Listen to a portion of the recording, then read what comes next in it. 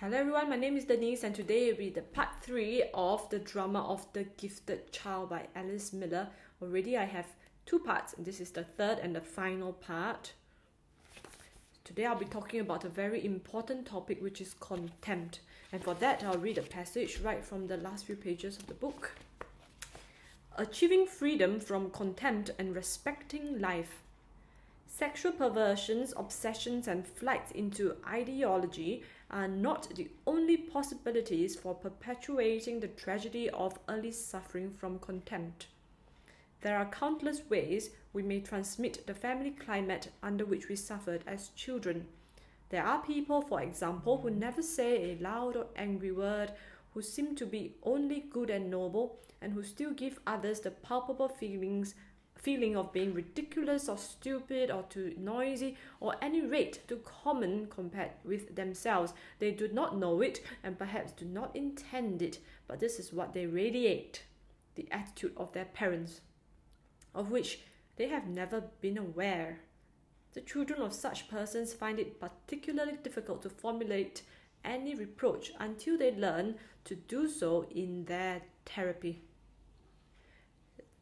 Then there are the people who seem very friendly if a shade patronizing, but in whose presence one feels as if one were nothing. They convey the feeling that they are the only ones who exist, the only ones who have anything interesting or relevant to say. The others can only stand there and admire them in fascination or turn away in disappointment and sorrow about their own lack of worth, unable to express themselves in these persons' presence. These people might be the children of grandiose parents whom they as children had no hope of emulating, but later as adults they unconsciously pass on this atmosphere to those around them. So, this is beautifully written and it's talking about a particular trait of narcissistic people, or those with narcissistic personality disorder, which is that they emanate contempt. Every single cell of their body is emanating contempt. You're not important, you're stupid, you got nothing important to say. Shut up, let me talk. But just say, it's not important, you're stupid. Stop wasting my time, I'm not going to listen to you. So it's that kind of feeling, But they don't really even have to say that in words. Apparently, according to Alice Miller, they communicate that with their presence. I remember, I did a video on friendship. I shall put it below in the description. It talks about unconditional positive regard, about thinking highly of that person and emanating it from every single cell. This unconditional positive regard, this love. So now we're talking about the other hand of it, the opposite, which is contempt, disrespect for human life. And there are people who are like that. So if you happen to be their children, then you will be brought up in that kind of attitude. You're stupid, you got nothing important to say and all that. And when they were young, these people may not have had the opportunity to fight back, but they do remember this experience.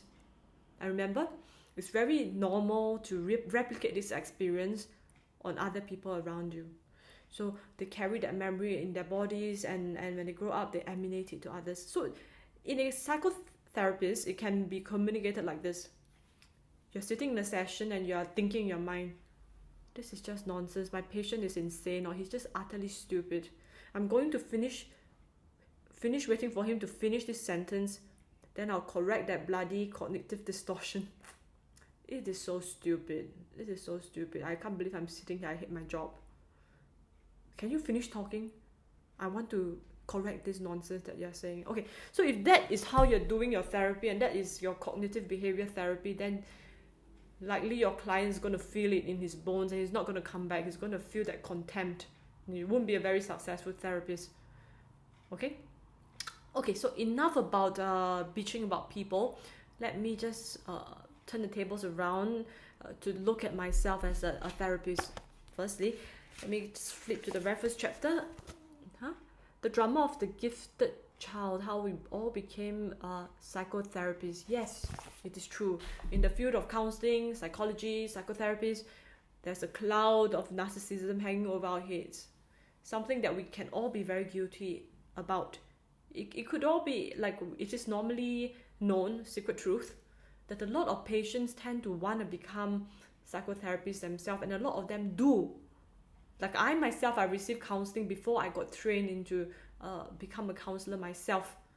So why is that this urge to want to become the counselor, to change seats and to become the counselor? I think in part it's due to the shame and defectiveness that comes from being a patient. I'm a patient, I'm crazy, I'm insane, I'm a second-class citizen, I'm insane, I'm not good enough, that's why I'm a patient. Now I want to overcome this feeling by becoming the therapist. Then I can project all that shame onto my client. First I get to prove to myself, no, I'm not crazy anymore, I'm not defective anymore. Now I'm the therapist, I'm superior. Now I can project all my shame onto my client and attack them by constantly putting them down in my sessions. And some of them, you know, especially those in IMH, in Institute of Mental Health, where they do come back for psychotherapy, and a lot of them may not even have the faculties to think that this therapy isn't working or it's too contemptuous, I'm going to change. So this coming back every week to receive your very contemptuous kind of psychotherapy, I think that's not very healthy. In fact, it's the opposite. It's very unhealthy and very bad for them. So we have to be very careful. Okay, for that, what's the remedy? At least for myself, it is very important for me to continue to receive counseling, to receive psychotherapy, so that I can change chairs from time to time and become the patient again. So I always be grounded in how a patient feels like, and never take myself too seriously or consider myself to be superior to the patient. I am at the same time the therapist and the patient.